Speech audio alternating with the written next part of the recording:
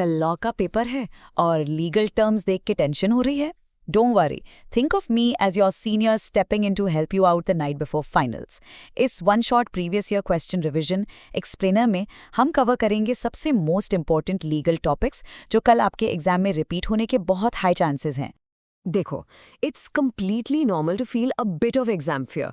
Legal jargon देख के डर लगता है, स्पेशली अगर लग रहा है कि बैकलॉग बहुत ज्यादा है। But take a deep breath, ये एक्सप्लेनर आपका अल्टीमेट लाइफ सेवर होने वाला है। हम सीधा उन प्रैक्टिकल, एग्जाम ओरिएंटेड टॉपिक्स पे फोकस करेंगे जो सच में मार्क्स दिलवाएंगे। So here's our quick agenda. First, quick legal definitions for Q1. Second, scoring high on short notes for Q2. Third, MOA and consumer forum. Fourth, agency and trade practices. And finally, share capital and goods sale. ये है आपका actual MBA lab previous year question paper. Start के जो question 1 और question 2 sections है ना, that is exactly where you can score some seriously quick wins और अपना कॉन्फिडेंस एग्जाम के स्टार्टिंग में ही बूस्ट कर सकते हो। Section 1, quick legal definitions. आपके क्वेश्चन 1 के 2 markers. First up, the unpaid seller. ये एक डायरेक्ट डेफिनेशन क्वेश्चन है। सिंपल लीगल लैंग्वेज में समझो, ये वो सेलर है जिसको अपने गुड्स का पूरा पैसा नहीं मिला है, या फिर उसको चेक तो मिला बट वो चेक बाउंस हो गया, जिसे हम लीगली डिसऑनर्ड नेगोशिएबल इंस्ट्रूमेंट कहते हैं। फॉर एग्जाम्पल, अगर आप एक बिजनेस को लैपटॉप सेल करते हो और उनकी पेमेंट फेल हो जाती है, you are legally an unpaid seller. Next is a highly repeated 2 mark question, caveat emptor. सुनने में फैंसी लैटिन टर्म लगता है, बट इसका सिंपल मतलब है let the buyer beware. Basically buyer की रिस्पॉन्सिबिलिटी होती है गुड्स की क्वालिटी चेक करना परचेज से पहले।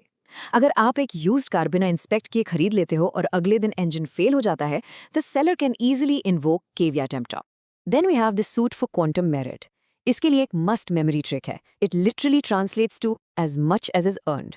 अगर आप किसी के लिए आधा काम करते हो और कॉन्ट्रैक्ट कैंसिल हो जाता है, आपका लीगल राइट है to get paid for exactly the work you completed. आपने उतना पोर्शन अर्न किया है, so you get paid for it. अब बात आती है कि एग्जाम में कैसे लिखना है। Don't over complicated. लैंग्वेज को बिल्कुल सिंपल रखो। एक डायरेक्ट 2 to 3 लाइन की डेफिनेशन लिखो और साथ में एक easy real life example add कर दो, जैसा हमने अभी डिस्कस किया। और हाँ, always underline your legal keywords. यही सीक्रेट है Q1 में फुल मार्क्स स्कोर करने का। Section 2, scoring high on short notes. ये है आपका क्वेश्चन 2।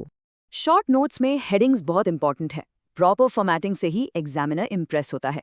एक बहुत कॉमन शॉर्ट नोट है, remedies for breach of contract. I highly suggest कि आप पॉइंट वाइज आंसर लिखो। Break it down like this. Damages का मतलब है financial compensation. Rescission is just a formal word for cancelling the contract. Injunction एक court order होता है किसी एक्शन को रोकने के लिए। क्वांटम मेरिट, जैसा हमने सीखा, is payment for work done. And specific performance तब होता है जब कोर्ट फोर्स करे एग्जैक्ट प्रॉमिस फुलफिल करने के लिए। क्लियर हेडिंग्स लिखने से मार्क्स बढ़ते हैं। Now, moving into the heavy lifters, question 3, 4 and 5. ये 10 मार्क ऐसे क्वेश्चंस थोड़े इंटिमिडेटिंग लग सकते हैं, but trust me, they are incredibly scoring अगर उनको सही से स्ट्रक्चर किया जाए। Section 3, MOA and consumer forum. आपके Q3 के 10 मार्कर्स। मेमोरेंडम ऑफ एसोसिएशन या MOA के लिए सबसे पहले इसका मीनिंग एक्सप्लेन करो।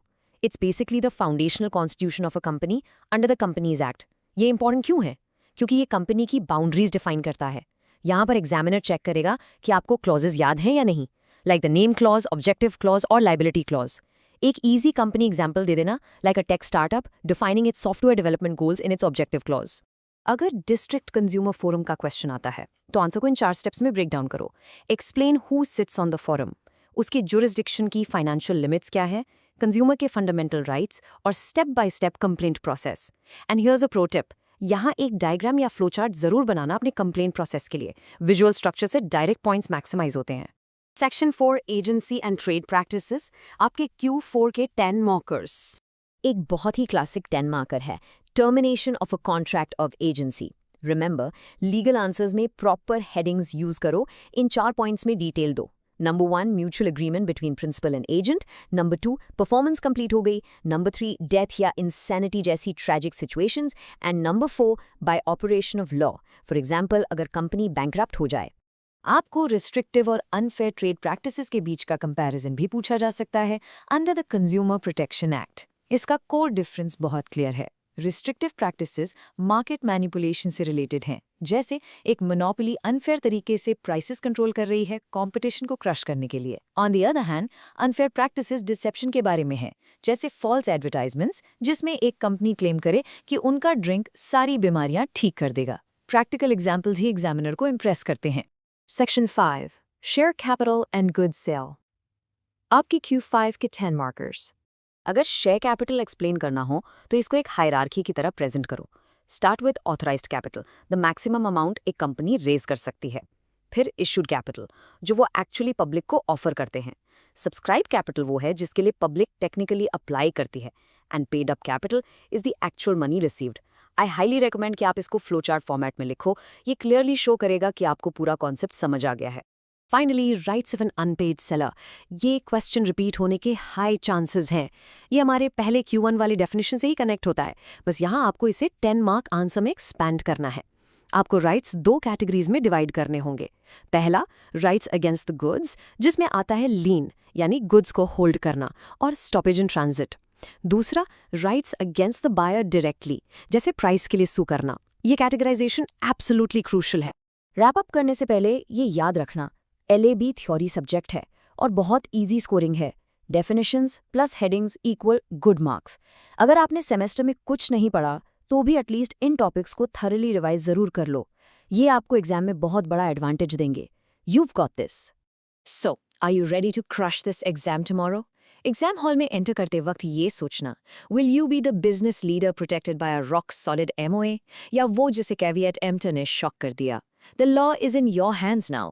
अगर ये एक्सप्लेनर हेल्पफुल लगा हो तो make sure to hit that subscribe button for the rest of our MBA PYQ revision series. All the best for tomorrow. आग लगा देना एग्जाम में, and I will see you in the next one.